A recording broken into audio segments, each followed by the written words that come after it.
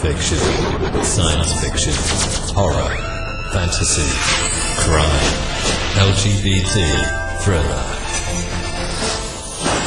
You have now entered the House of Mystery with your hosts, Eric Shapiro, David North Martino,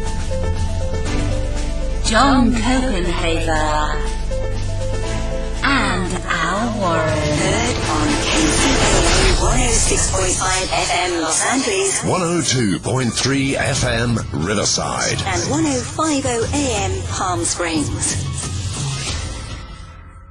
Today we've got a returning guest, and she's got a new book out, and we're going to talk about that. And the book is called Death on Ocean Boulevard, and it's inside the Coronado Mansion case. So, Caitlin Rother, thank you for being here. Thank you for having me back. Wow. So you're really getting into this these murder cases. How did you decide to write about this case? Like, what brought you into it?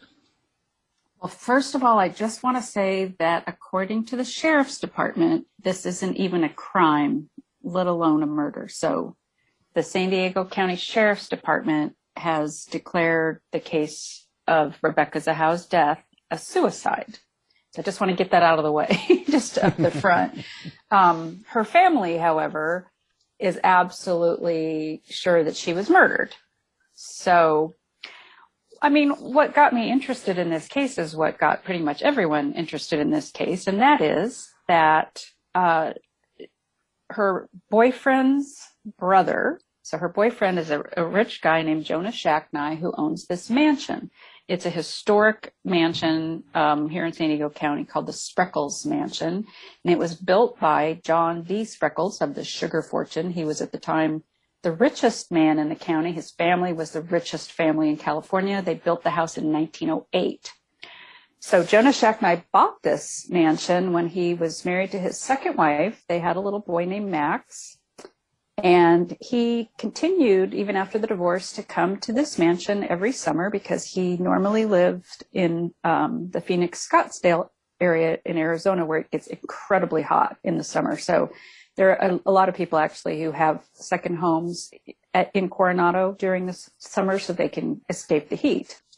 So he has this girlfriend named Rebecca Zahau. She's 32 years old, and she's beautiful, and she has quit her job as an ophthalmic technician to take care of him and little boy Max, who's 6 years old. And also there are a couple teenage kids from his first marriage who she does not get along with. She thinks they're very disrespectful to her. So there's quite a bit of conflict going on in the relationship with Jonah, not only because of the conflict with the teenagers, but also the conflict with his ex-wives. They don't like Rebecca either. So there's quite a lot of conflict. And so the relationship is not doing well. And they basically said at the beginning of the summer, if things don't get better, we're going to have to, probably part ways at the end of the summer. So here we are. It's July. Rebecca's little sister, who's 13 years old, is out for a visit from Missouri, and Max and she get along well. They're about to go to get ready to go to the beach and go to the zoo. Jonah is at the gym, and Rebecca is downstairs in a bathroom when she hears a crash, and the dog is barking. This is a big dog, a 14-month-old Weimaraner, who is apparently so big that he can knock over an adult. He's very boisterous. So she comes out and she finds Max lying on the floor, surrounded by broken glass, and this glass chandelier, which had been hanging from the second-story ceiling, is lying next to him, along with a razor scooter and a soccer ball. So this little boy is not breathing, and his heart is not beating. So she calls up to her sister, call 911, call 911. So she says she gives him a few breaths to do CPR. The paramedics come. The boy is still unresponsive. So they give him 2 shots of epinephrine, finally get him back, but he's been down for 25 or 30 minutes. So Jonah thinks the little boy has a chance of surviving because Rebecca says that she gave him CPR. Anyway, they take him to the hospital, but Rebecca is not allowed to come because she doesn't get along with the little boy's mother. So she's kind of kept away from the hospital. She can't see this little boy who she loves like her own son. I'm going to just skip ahead. Jonah's brother, Adam, who is a tugboat captain who lives in Memphis, he flies out to be supportive. Rebecca sends her little sister home because this is no time to have a vacation in the midst of all this going on with the little boy in the ICU. So Rebecca and Jonah and Adam have dinner. Rebecca takes Jonah back to the hospital. She gives him a really long hug goodbye and then takes Adam back to the mansion. And according to Adam, they talk for a minute in the driveway. She goes into the main house and he goes into the guest house where he's stayed before. He takes an Ambien, he has a 7-Up, Diet 7-Up, and he calls his girlfriend in Memphis and he goes to bed. Next morning, he comes out. This is less than 48 hours after the little boy has apparently fallen over an interior railing. Nobody saw it. They still to this day don't know exactly what happened. But he's still alive, hooked up to a bunch of machines. So Adam comes out of the guest house, and I should mention this is after he wakes up, pleasures himself to some porno on his phone, which he volunteers to the police, takes a shower, comes out, and sees this naked body hanging from the exterior balcony by a red rope. Now, this is Rebecca. She's naked. She is bound. Her hands are bound behind her back. Her ankles are tied together, and she's got a gag, basically a T-shirt wrapped around her neck on top of the rope, on top of her hair. So he calls 911, runs into the kitchen, grabs a knife. This is all on the tape because he's called 911, so the dispatcher can hear all this. He says, well, he's going to drag this table over. He stands up on the table. Now, the table only has 3 legs because one leg is broken.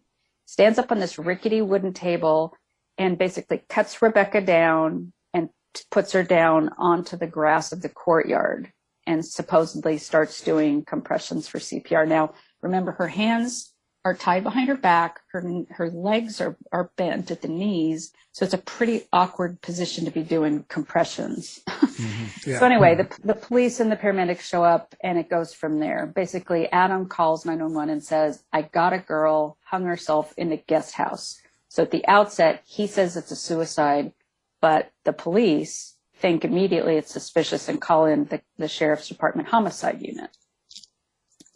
That's why I got interested. That's just the start of it. That's what we heard on, this came out little by little, but naked woman bound and gagged hanging from this courtyard. Well, that's something that happens every day, right? Almost, no one's ever heard of this happening anywhere else. So it's very rare for a woman to be rare if anyone has ever heard it at all, hanging naked outside like that. Yeah. Well, so the particulars, when you say she's bound and she's gagged and hanging, that in itself makes people question it, right? Exactly. Because, yes. Who commits suicide that way? And logistically, how would she do that? Yeah. So then the question is, like, when you started out the show here, you were talking about that according to the sheriff's department, there is no crime. This was a suicide. Yes. So now the police, especially the detectives, themselves are trained in this sort of criminal activities. So how did they come to that conclusion when there's such suspicion centered, just even by the way she is, like you were saying, right, bound and gagged. So that in itself is a question. So how did they presume she got that way doing it herself? Right. Okay. So, I had access to the entire sheriff's investigative file. I had a couple different sources provide me with that, and they were not from the sheriff's department, obviously.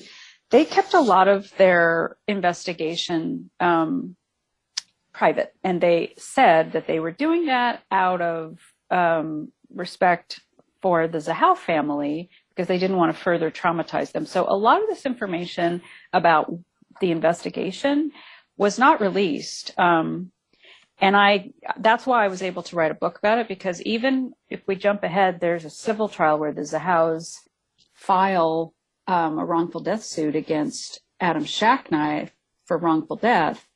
They believe it's a murder, but they didn't even have, a solid way to accuse Adam.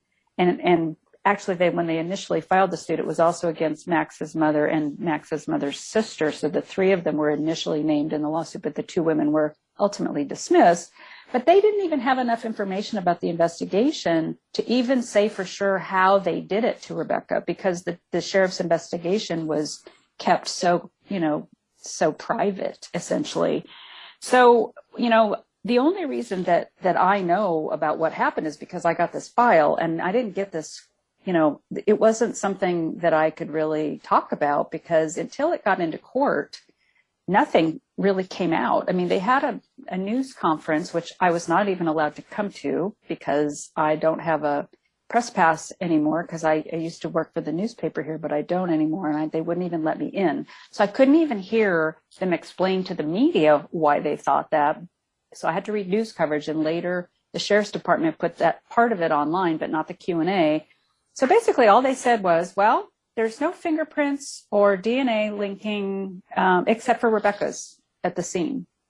And there were notes on her phone, which, in fact, I don't even remember, to be honest, if they didn't release the notes on her phone. The first I heard about the content of the notes on her phone didn't come out until the trial in 2018. So like I said, it was like, why did they come up with this? That was a secret for a long time. So I'm going to skip ahead and let you know what I know now.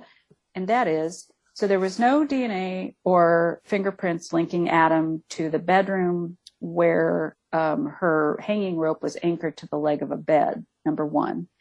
But by the same token, there was also no DNA or fingerprints on the knife that we know he used to cut her down. So that's kind of an odd thing. They took a DNA swab of the door where there was a note written, painted in black paint, that said, "She saved him, can you save her?" So they decided that was a suicide note, even though they didn't know really what it meant. And to this day, they still don't even really want to speculate because they don't know. But who writes a suicide note in the third person, and in such an angry and taunting tone? Why, if she committed suicide, would she do it that way? And so anyway, but they said, why, if somebody murdered her, would they do it that way? So they turned it around. They said, hey, if somebody was going to kill her, why would they do it to draw so much attention to it? And then they said she had lost a lot of weight. She told a witness, and they didn't mention who that was, but it was her sister who gave them this information in an interview. Why she lost weight, she wasn't sleeping, there was trouble in the relationship, there was no one else's DNA or fingerprints, and she was depressed and felt responsible for Max's death. And the thing was, though, that Max was still alive when this happened. He was ultimately declared brain dead, but not for another few days. So to answer your question, they really didn't say much, but, the police who responded to that 911 call were the same police that responded to the little boy's fall 2 days earlier. So they knew that this previous incident had happened, and they basically put them together and said, well, she clearly felt bad because she was the only adult at home. Yeah, that's all believable, right? She could. That all totally makes sense. She's upset about what happened. She's in the relationship's kind of sour. Right. There's problems, and that all goes fine. But the circumstances of the death, it just, that's not what makes sense. I mean, why wouldn't she just overdose pills? Or if she was going to hang herself, just the whole Why idea. Do it that way? Why do it naked? And why with the bindings and the gag? And, once we got to the civil trial, there were experts who testified for the Zahaus that said, okay, well, and this came out actually earlier than this too. The Zahaus had her body exhumed and went on the Dr. Phil show. The Dr. Phil show paid for this and brought Dr. Cyril Wecht to do a second autopsy. And, he's that renowned pathologist who's worked on many controversial cases. Yeah. And he said he thought she had, he didn't say this initially for sure that he thought she was murdered, but basically raised the question, well, there are some injuries on her that don't really make sense for the suicide scenario. She doesn't have, her neck's not broken. She has some fractured cartilages. And there are these 4 subgaleal hemorrhages on her head, which look like they're from a blunt force, trauma instrument kind of thing. It's like she was hit over the head. And so he thought that she was probably strangled and then tossed over the side because he just didn't see that the injuries were consistent with the suicide scenario. And then when he testified at trial, he actually went further and said he thought for sure that it was a murder and that she had been strangled and that hit over the head, strangled, tied up and strangled, and then lowered essentially over the side because she wasn't decapitated either partially or entirely, and her neck wasn't broken, and it was a 9-foot 2-inch fall.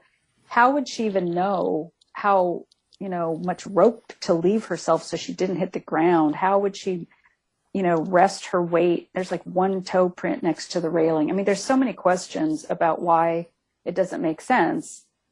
But the sheriffs, I left this out about the news conference, they had a female deputy demonstrate how it could have happened, that she could have tied her wrists together in front of her, slipped one of the wrists out, put the bindings behind her, and slipped her wrist back in. So that's how they said it could have happened. But the Zahau's expert, the one who did a demonstration in the courtroom, said that those were not the same knots, that they were way too simple. They weren't tied like that. He demonstrated how he thought the knots had been tied and by someone else based on the way that they were facing, the way they were tied, because they're slip knots and you have to pull on the bottom of it to make it work properly.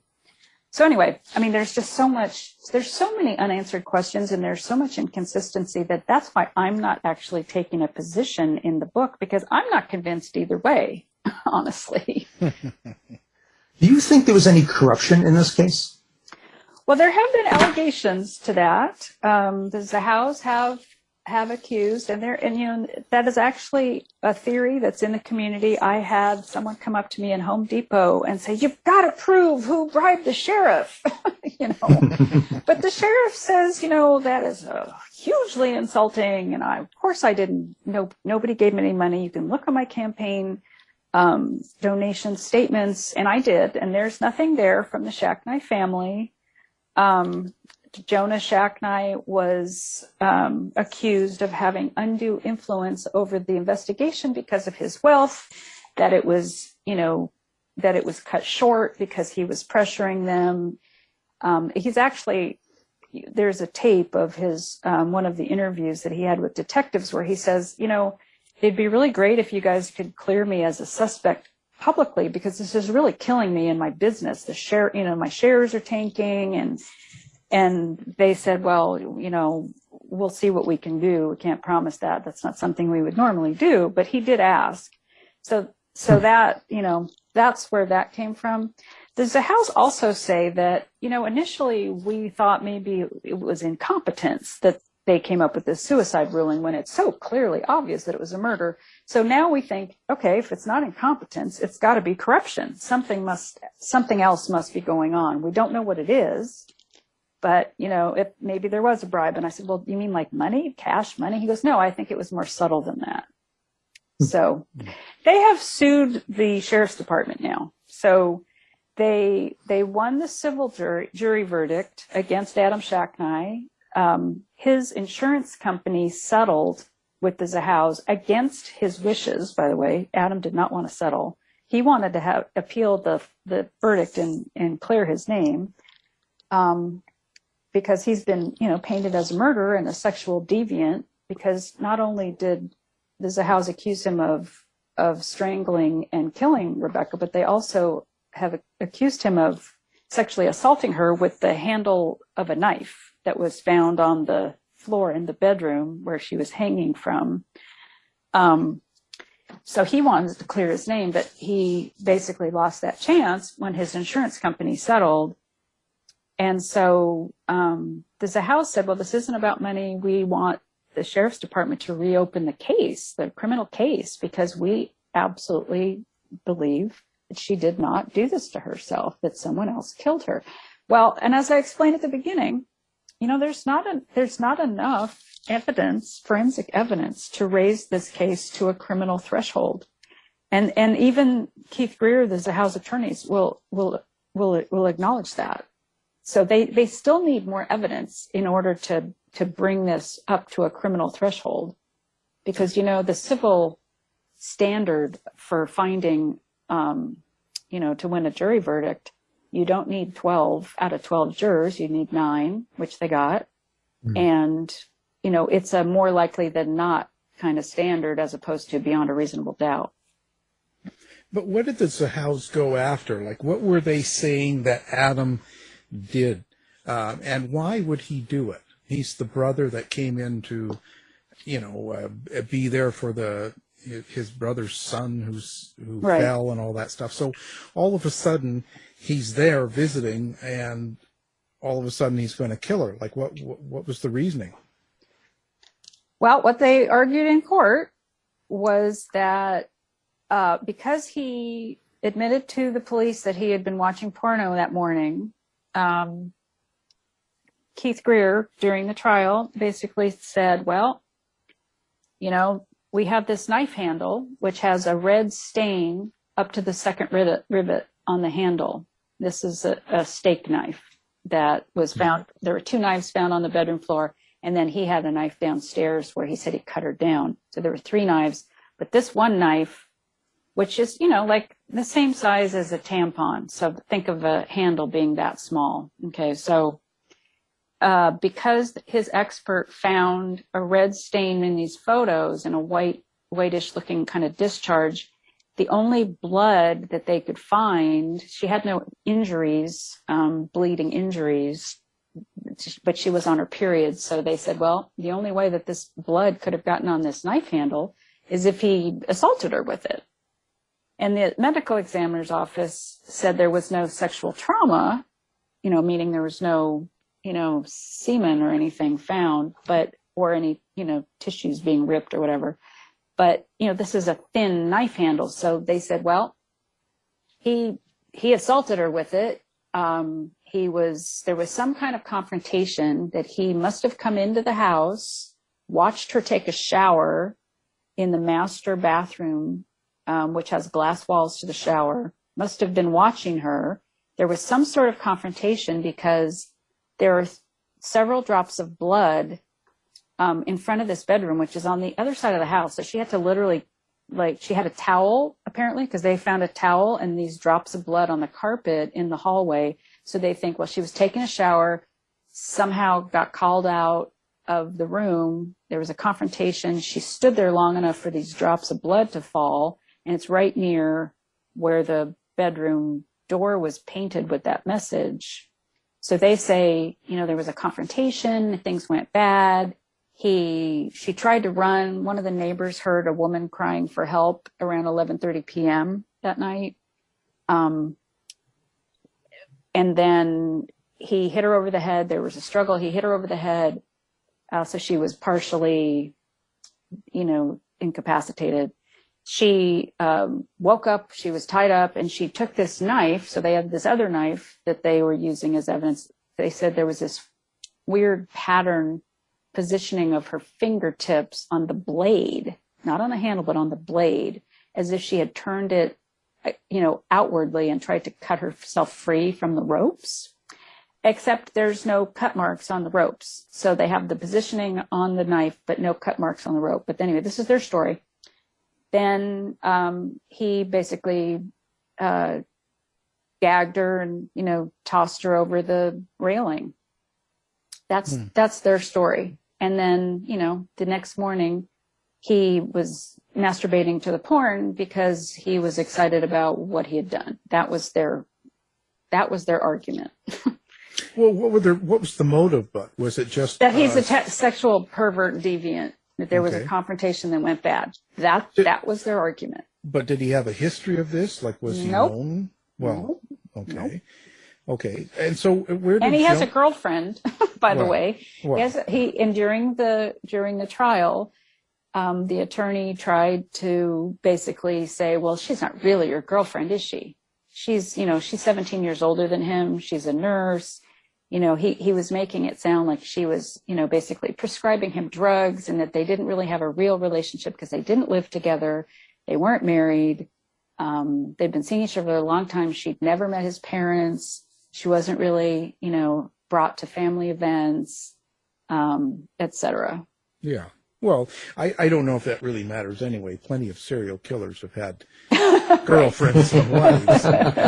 Some new, I'm some just letting you know what the Zahau's attorney was accusing. And so Adam calls out, "Hey, Mary, are you my girlfriend?" And Mary is sitting in the gallery, and she's like, "Yes." So I talked to Mary. I actually interviewed Mary for the book. And I have a picture of them on my website, the two of them, and they have been together for a long time. She is older than him, and they've never been married, but they live right down near each other. They have two houses because they choose to live that way. And frankly, I don't have a problem with that. I mean, I've been in a relationship with my partner for 9 years, and we don't live together. I'm sorry. Does that mean one of us is going to kill someone else? I don't know. You know what I mean? It's I think that's kind of your choice, right? That's works for us. It works for them. So, I mean, that to me, that's just what they argued. So, right. Do you have any thoughts on that, message or suicide note on the mirror? Like, did you ever come to figure out what you think it means? Well, I did this book as a journalist, and I don't generally put my opinions into my books. And I didn't specifically on this one because, like I said, I don't want to take sides. So I basically quote other people, what they think. And that is, there's lots of different things it could be. There's one theory one thing I will say is I think this was a staged scene. So it was either a homicide staged to look like a suicide, or it was a suicide staged to look like a homicide, because neither scenario makes sense on its own. There's, like I said, too many conflicting things. And so, there's one theory that Rebecca was angry. This is something that the detective mentioned to Jonah during their interview. What if she was angry with you? What if she thought you blamed her? And then, she was angry, and so she did this because, she was angry at you. And so I asked Jonah, I said, well, what do you think about that? He goes, yeah, I've heard that theory before. And I said, maybe that this is a message that only you will understand. He says, yeah, I've heard that before. And I go, well, what would that be? He goes, I don't know. And I said, okay, well, did you guys ever have any bondage in your relationship, or watch any movies about that, or talk to each other about it? He said, no, not with me. But Adam is convinced that this was shibari. This is like a Japanese form of self-tying. It's kind of an erotica / art form. And so I thought that was interesting. But there was no, there was no internet browser history on her computer of her ever looking up suicide or looking up self-tying or anything like that. So, that's often something that gets people in trouble. I've written books about that, where the killer, looks up, how do I stage a murder to look like an accident? You know what I mean? Yeah. And I find that on his internet browser, and he had thought he cleared it with this special software, but it didn't work or something. That was literally in one of my books. Then No One Can Have Her. Oh, I was writing a book about a murder. It was a novel. I was doing research. But there was nothing like that in this case, where it was clear that Rebecca had been looking for anything. I mean, the only thing, her history was, shopping, spas, clothes, banking, Facebook. So. Now, you have a personal connection to this case. Is that correct? Yeah. I mean, when this first broke, this was about 12 years after my husband hung himself in a motel in Mexico. And this was... Sorry to hear that. Thank you. This was right after I broke off the relationship with him. He was a recovering alcoholic. He'd been sober for a year, but he relapsed. And I had told him, I said, I just cannot go through this again. We had been through so much, and it was a total roller coaster relationship. I had to call 911 on him twice.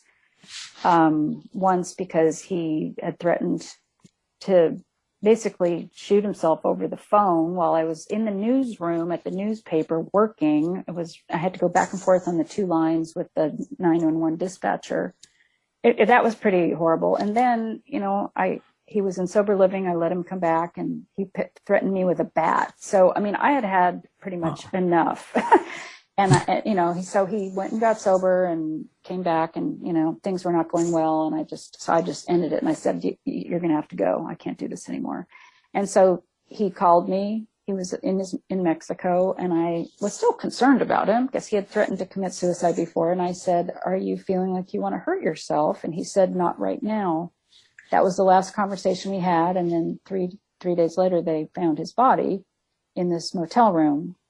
And, I was, really upset and, but anyway, so I had, my own experience to draw from. And so when this happened, I mean, I know what a person acts like before they do this to themselves. And his behavior was all over the map. He was going on and off different antidepressants, and he was, started drinking again. And so he was a mess. And I talked to him on the phone, and he didn't even make any sense. He was just talking nonsense. And I think, he had a psychotic break, essentially, is how I see it. And so, Rebecca's family, though, said she talked to her sister at about 10 p.m. that night. And then Jonah left her a voicemail about 10 to 1 a.m. He didn't actually talk to her, though, because she didn't call back. So we have a time frame of, 10 o'clock's the last time she talked to her sister, but she sounded fine. She said, well, I'll talk to you guys, tomorrow. I got to get up early, go to the hospital. And, she said, I love you to her sister, both of her sisters. And nope, they thought she was, fine. She just she just was concerned about how Jonah was doing. So according to the sheriff's department, the reason that she killed herself is because she got this voicemail from Jonah saying, essentially, she's got really bad news from the doctor that the best scenario is that Max is never going to walk or talk again. And so that's what they said. She clearly did this because she felt guilty. And so the Zahau said, well, but she never said she felt guilty. She wasn't depressed. She was always happy. She was a strong person. She was a religious person. She went to Bible college. She just never would have done this. So, I as I got into my research, though, and this was years later when I really started doing interviews, I interviewed Jonah. I interviewed an ex-boyfriend of hers who she told that she had been kidnapped. So she disappeared for a couple of days. She's calling him and saying, they've got me. They took me. They've got something over my eyes. I don't know where I am. He believed that she was kidnapped because she was crying on the phone and she sounded so upset. And I said, God, that sounds familiar to me because that's something my husband did. He disappeared and I didn't know where he was. And turns out, I drove around looking for him at the bars because I thought, well, maybe he's drinking again and he's hiding it from me. And he came back and he goes, the police picked me up and they took me to the station and they did a cavity search, and he was crying. And I was like, oh my God. I didn't know what to believe, but he seemed like it was true, So I'm starting to see some of these behavioral similarities. They both got arrested for shoplifting, Rebecca and my husband, in Phoenix, and went through the same diversion program. She told lots of different stories to her family, to Jonah, to her ex-husband, to her boyfriend. She's showing different faces to different people. So my husband was diagnosed with borderline personality disorder. And so when I looked that up online, what are the symptoms? Lying, stealing, addictive behaviors, sexual acting out, stuff like that. So I just started seeing some similarities, and I'm not trying to diagnose her. She was never diagnosed with anything. But she, there are some definite behavioral parallels that I've seen. And I'm not saying she committed suicide. I'm not saying she had that diagnosis, but I'm just saying I did see some similarities. And I do mention that in the book. And I talked with Jonah about that as well, and her boyfriend. And we all just sort of talked about it, kind of tried to process what really happened and what was going on in her mind, and was she capable of doing this? And Jonah initially said he didn't think she would have committed suicide because he was in the hospital with his son, and she was his support system. She wouldn't have done that to me, But now he's convinced she did commit suicide. The old boyfriend, Michael Berger, though, is still convinced that she didn't commit suicide, because he said, that's not the person I knew. And her whole family says that. So. Yeah, it's tough. Because now I've written 20 books, and I know what it's like to do a true crime book and to put out things that are personal. So in a way, when you do that, you're making yourself vulnerable. So how do you know how much you want to put out and to what level?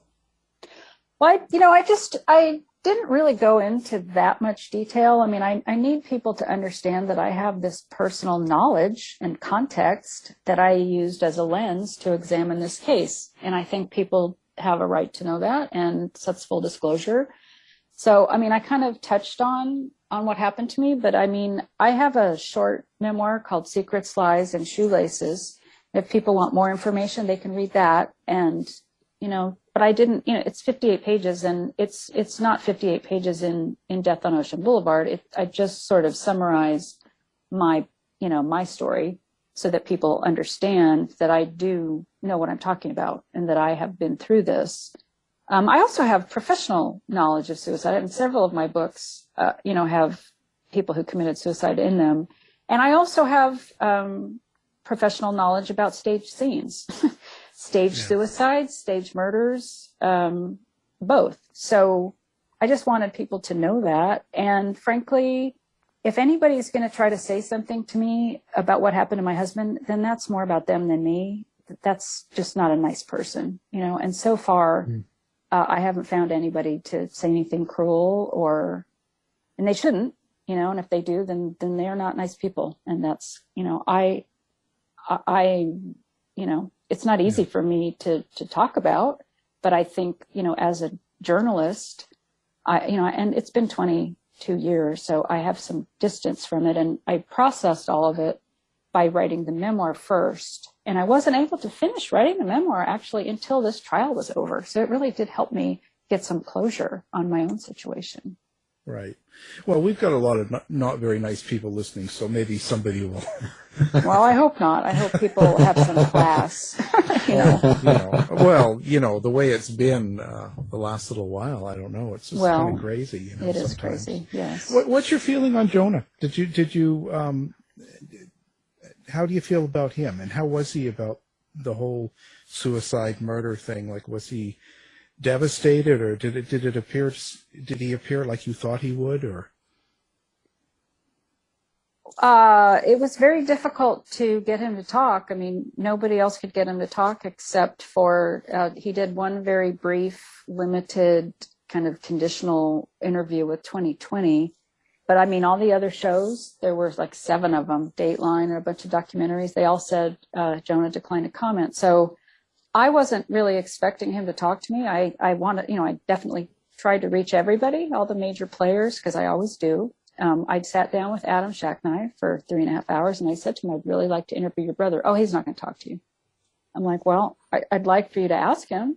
Would you do that? Because I don't really, I don't have his phone number, So eventually, what I did is I called, he had a PR woman sitting in the courtroom, Jonah, because Jonah helped pay for Adam's trial expenses.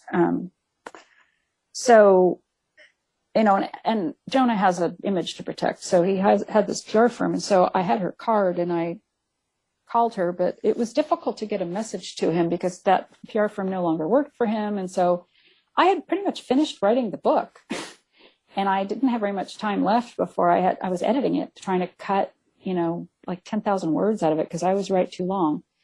And, he emailed me and I was like, oh my God. So I definitely wanted to talk to him because he hadn't talked to anybody else. And I really wanted to hear his perspective on Rebecca and their relationship and Adam and the trial. And so we talked 8 times and, like 2 hours each time.